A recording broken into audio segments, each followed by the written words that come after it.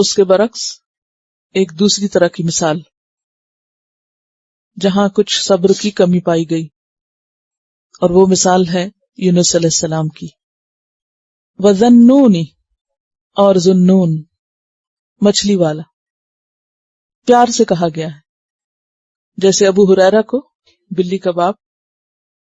تو اسی طرح ذنون نون والا، اور نون مچھلی کو کہتے ہیں.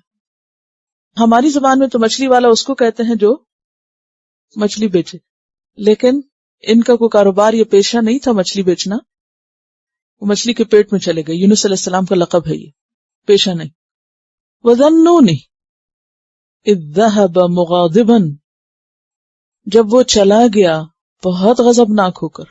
مغاضب مفاعلہ سے، اس لیے مفاعلہ جو ہے اس کی خصوصیت میں مبالغہ پایا جاتا ہے، یعنی بہت ناراض ہو کر. کس سے؟ اپنی قوم سے، کہ قوم مانتی نہیں تھی. اور بعض روایت میں بھی آتا ہے کہ جب انہیں یہ شک ہوا کہ قوم مجھے قتل کر دے گی تو ڈر کے چلے گئے. فظن، تو انہوں نے سمجھا. لن نقدر علیہ، ابھی ظن انا نہیں ہے، کیا ہے؟ ظن ہے صرف. انہوں نے گمان کیا جس میں یقینی بات نہیں تھی. لن نقدر علیہ، کہ ہم اس پر قادر نہ ہو سکیں گے. ایک معنی تو یہ ہے کہ ہم اس پہ قدرت نہیں رکھیں گے. اور نقدرہ کا لفظ ہے نا، قاف دال رے سے، اور قدر تنگی کو بھی کہتے ہیں. لیلۃ القدر کو لیلۃ القدر بھی اسی لیے کہتے ہیں کہ اس رات اتنے فرشتے نازل ہوتے ہیں کہ زمین پر تنگی ہو جاتی، کثرت ہو جاتی ہے. سورۃ الطلاق میں بھی آتا ہے وَمَنْ قُدِرَ عَلَيْهِ رِزْقُهُ، جس کا رزق اس پر تنگ کر دیا گیا. فظن، تو اس نے سمجھ لیا.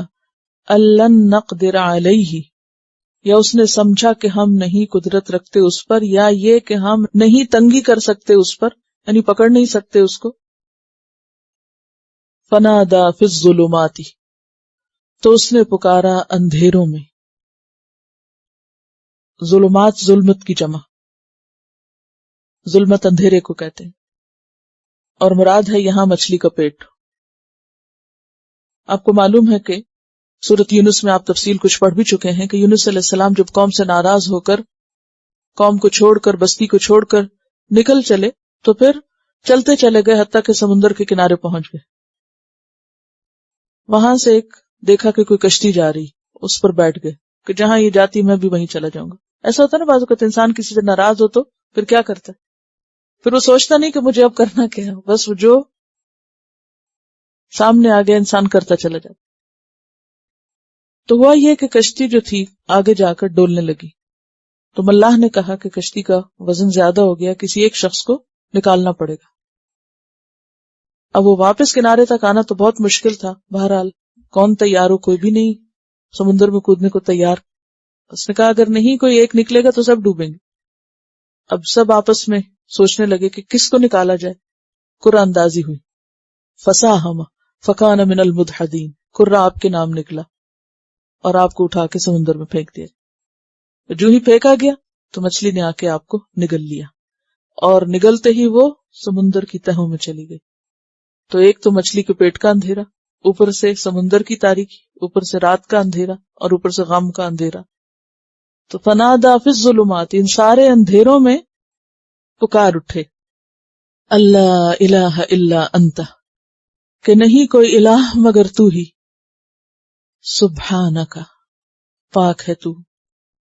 انی کنت من الظالمین، بے شک میں ظالموں میں سے ہوں، میں قصوروار ہوں.